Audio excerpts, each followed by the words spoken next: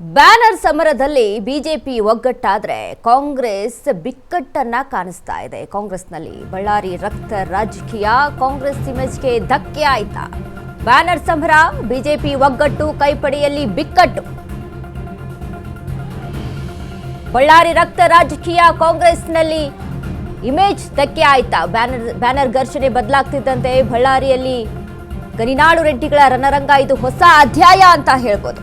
Banner ಗಲಭೆ, firing ಚೆಲ್ಲಿತು, ಕಾರ್ಯಕರ್ತನ ರಕ್ತ.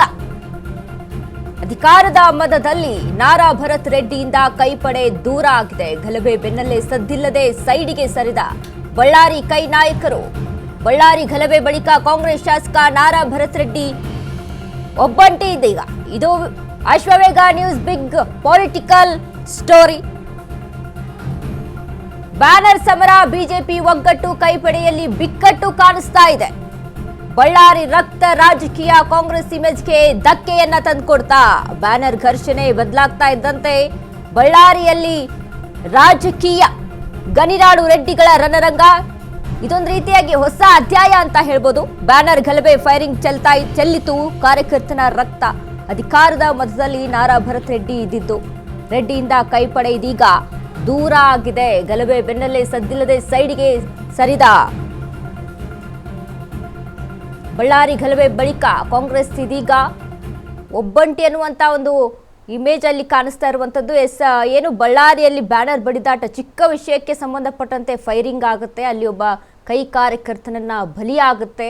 ಆ ಒಂದು ಗುಂಡು ಯಾರಿಂದ, ಯಾವ ಒಂದು ಗನ್ಮ್ಯಾನ್ನಿಂದ ಹೋಗಿ ಆ ಒಂದು ಬುಲೆಟ್ ತಾಕಿತು ಅನ್ನುವಂಥ ಒಂದು ಅನುಮಾನಗಳಿತ್ತು, ಪ್ರಶ್ನೆಗಳಿತ್ತು. ಇನ್ನು ಅದಕ್ಕೂ ಕೂಡ ತನಿಖೆಯನ್ನು ನಡೆಸಿ ಭರತ್ ರೆಡ್ಡಿಯ ಆಪ್ತನ ಗನ್ಮ್ಯಾನ್ನಿಂದಲೇ ಅಲ್ಲಿ ಫೈರ್ ಆಗಿರುವಂಥದ್ದು, ಬುಲೆಟ್ ಹೋಗಿರುವಂಥದ್ದು ಅನ್ನುವಂಥ ಮಾಹಿತಿ ತಿಳಿದ ಮೇಲೆ ಇದೀಗ ಕಾಂಗ್ರೆಸ್ಗೆ ಇದೊಂದು ರೀತಿಯಾಗಿ ಬಳ್ಳಾರಿಯಲ್ಲಿ ಡ್ಯಾಮೇಜ್ ಅನ್ನ ತಂದು ಕೊಡ್ತಾ ಇದೆ ಅಂತ ಹೇಳ್ಬೋದು. ರಾಜಕೀಯವಾಗಿ ಮುಂದುವರಿಯೋಕ್ಕೆ ನೋಡಿ, ಒಂದು ಮಾತು ಹೇಳ್ತಾರಲ್ಲ, ನಾವೊಂದೇನೋ ಮಾಡಕ್ಕೆ ಹೋಗ್ತೀವಿ, ಇನ್ನೊಂದೇನೋ ಆಗುತ್ತೆ ಅಂತ.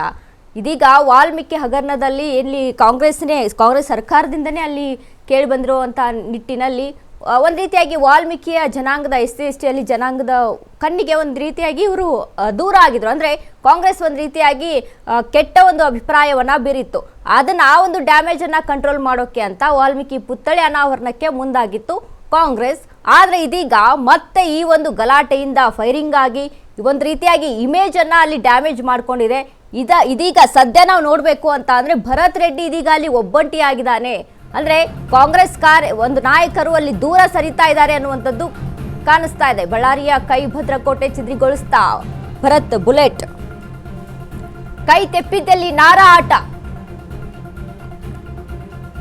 ಬಳ್ಳಾರಿ ಶಾಸಕ ನಾರಾ ಭರತ್ ರೆಡ್ಡಿ ವರ್ತನೆಯಿಂದ ದೊಡ್ಡ ಹೊಡೆತ ಇಲ್ಲಿ. ಬಳ್ಳಾರಿಯಲ್ಲಿ ಸಿದ್ದು ಬಿಲ್ಡ್ ಮಾಡಿದ್ದ ಇಮೇಜ್, ಬಳ್ಳಾರಿ ಬ್ಯಾನರ್ ಕಿಚ್ಚು, ಒಳಗೊಳಗೆ ಕೊತ ಗಣಿನಾಡ ಮದ ಗಜಗಳ ಮೀರಿಸೋಕೆ ಹೋಗಿ ಎಡವಿದ್ರ ಭರತ್. ಗಾಲಿ ವಿರುದ್ಧ ವೈಯಕ್ತಿಕ ಜಿದ್ದು ಕಾಂಗ್ರೆಸ್ ವರ್ಚಸ್ಸಿಗೆ ದೊಡ್ಡ ಪೆಟ್ಟನ್ನ ಕೊಟ್ಟಿದೆ. 2010ರಲ್ಲಿ ಗಾಲಿ ಜನಾರ್ದನ ರೆಡ್ಡಿ ರಿಪಬ್ಲಿಕ್, 2026ರಲ್ಲಿ ರಿಪಬ್ಲಿಕ್. ಬಳ್ಳಾರಿಯಲ್ಲಿ ವಾಲ್ಮೀಕಿ ಪುತ್ಥಳಿ ಕಾರ್ಯಕ್ರಮ ಸಂಬಂಧ ಬ್ಯಾನರ್ ಗಲಾಟೆಯಲ್ಲಿ ಶುರುವಾಯಿತು. ಗಾಲಿ ರೆಡ್ಡಿ ಮನೆ ಮುಂದೆಯೇ ಬ್ಯಾನರ್ ಘರ್ಷಣೆ ಬಿತ್ತು. ಓರ್ವನ ಹೆಣ ಕೂಡ, ಆಂತರಿಕ ಶೋಧದಲ್ಲಿ ಹೆಣ ಬಿದ್ದಿದ್ದು ಭರತ್ ರೆಡ್ಡಿ ಕಡೆಯಿಂದಲೇ ಅಂತ ಕಾಣಿಸ್ತಾ ಇದೆ. ತಕ್ಷಣ ಬಳ್ಳಾರಿ ಜನರನ್ನ ಕ್ಷಮೆ ಕೇಳಿದ ಶಾಸಕ ನಾರಾ ಭರತ್ ರೆಡ್ಡಿ ಏನೋ ಆಗೋಗಿದೆ ಎಂಬತ್ತದ ಮಾತನಾಡಿದ್ದಾರೆ. ಒಂದೊಮ್ಮೆ ಗಾಲಿ ಕಡೆಯವರಿಂದ ಹೆಣ ಬಿದ್ದಿದ್ರೆ ಹೀಗೆ ಇರ್ತಿತ್ತಾ ಅನ್ನುವಂಥದ್ದು ನಾರಾ ವರ್ತನೆ ಅನ್ನುವಂಥದ್ದು. ಇದು ಅಶ್ವವೇಗ ನ್ಯೂಸ್ನ ಬಿಗ್ ಪೊಲಿಟಿಕಲ್ ಸ್ಟೋರಿ ಅಂತ ಹೇಳ್ಬೋದು. ಯಾಕಂದ್ರೆ ನಾರಾ ಭರತ್ ತಪ್ಪು ಆಗುತ್ತಲೇ ಕೈಪಡೆಯ ಅಂತರ ಅಲ್ಲಿ ದೂರವಾಗ್ತಾ ಇದೆ. ಸದ್ದಿಲ್ಲದೆ ಸೈಡಿಗೆ ಸರಿತಾ ಇದೆ. ಪ್ರಭಾವಿ ನಾಯಕರು ನಾಗೇಂದ್ರ ಇನ್ನು ಸೀನ್ನಲ್ಲಿ ಕಾಣಿಸಿಕೊಳ್ಳಲು ಕಂಪ್ಲಿ ಗಣೇಶ ಹಿಂದೇಟನ್ನ ಹಾಕಿದ್ದಾರೆ. ಇನ್ನು ಗಲಭೆಯಿಂದ ಸಂಡೂರು ಸಂಸದ ತುಕಾರಾಂ ಕೂಡ ಬೇಸರವನ್ನ ವ್ಯಕ್ತಪಡಿಸಿದ್ದಾರೆ.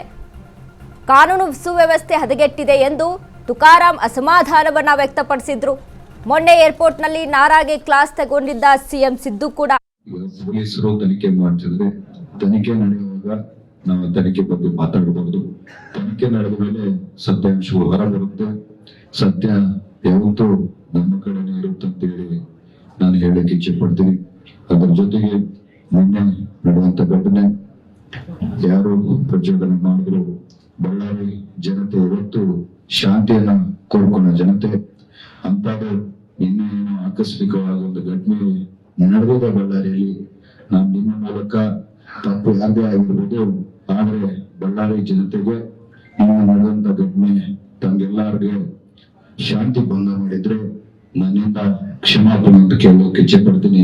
ಯಾಕಂದ್ರೆ ತಪ್ಪು ಯಾರಿಂದಾನೇ ನಡೆದಿರ್ಬೋದು, ಶಾಸಕನಾಗಿ ಜನತೆಗೆ ನಾನು ತೊಂದರೆ ಆಗಿದ್ರೆ ಕ್ಷಮಿಸ್ಬೇಕಂತ ಕೇಳ್ತಾ ನಾನು ಎರಡು ಮಾತನ್ನು ಮುಗಿಸ್ತೀನಿ. ನಾನು ನನ್ನ ಕಡೆಯಿಂದ ಹೇಳೋದೊಂದೇ, ಈಗ ಪೊಲೀಸರು ತನಿಖೆ ಮಾಡ್ತಿದ್ರೆ ತನಿಖೆ ನಡೆಯುವಾಗ ನಾವು ತನಿಖೆ ಬಗ್ಗೆ ಮಾತಾಡಬಹುದು.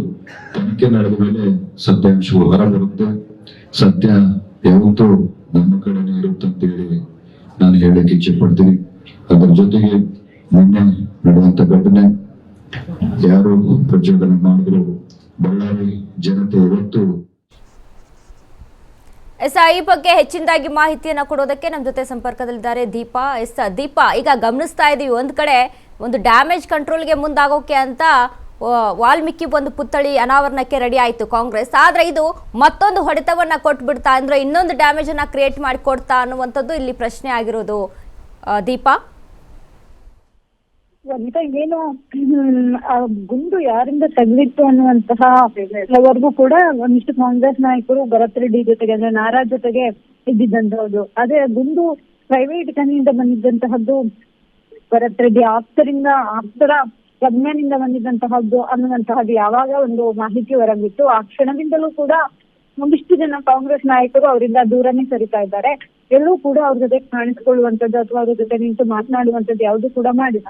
ಆ ಕುಟುಂಬಕ್ಕೆ ಒಂದು ಸಹಾಯ ಮಾಡಿದ ನಂತರದಲ್ಲಿ ಯಾರು ಕೂಡ ಅದ್ರ ಬಗ್ಗೆ ಮಾಡಿಲ್ಲ ಅನ್ನುವಂತಹದ್ದಂತೂ ನಿಜ. ಯಾಕಂದ್ರೆ ದೊಡ್ಡ ಮಟ್ಟಿನ ಡ್ಯಾಮೇಜ್ ಪಕ್ಷಕ್ಕೆ ಆಗ್ತಾ ಇದೆ ಅನ್ನುವಂತಹದ್ದು ಅರಿತುಕೊಂಡಂತಹ ಕಾಂಗ್ರೆಸ್ ನಾಯಕರು ಇದು ರಾಷ್ಟ್ರೀಯ ಮಟ್ಟದಲ್ಲಿ ನಮ್ಗೆ ಎಫೆಕ್ಟ್ ಆಗುತ್ತೆ ಅನ್ನುವಂತಹ ನಿಟ್ಟಿನಲ್ಲಿ ಈ ನಿರ್ಧಾರಕ್ಕೆ ಬಂದಂಗಿದೆ. ಹಾಗಾಗಿ ಯಾರೇ ಆಗಲಿ, ಅಂದ್ರೆ ಕಂಪ್ಲೀಟ್ ಗಣೇಶ್ ಸೇರಿದಂತೆ ಅನೇಕ ಕಾಂಗ್ರೆಸ್ ಬಳ್ಳಾರಿ ನಾಯಕರುಗಳು ಯಾರಿದ್ದಾರೆ ಅವ್ರು ಯಾರು ಕೂಡ ಈಗ ನಾರಾಜ್ ಜೊತೆ ಇಲ್ಲ ಅನ್ನುವಂತ ಮಾಹಿತಿ ಕೂಡ ಇರುವಂತದ್ದು. ಅನಿತಾ, ಧನ್ಯವಾದಗಳು ದೀಪಾ ನಿಮ್ಮೆಲ್ಲ ಮಾಹಿತಿಗೆ.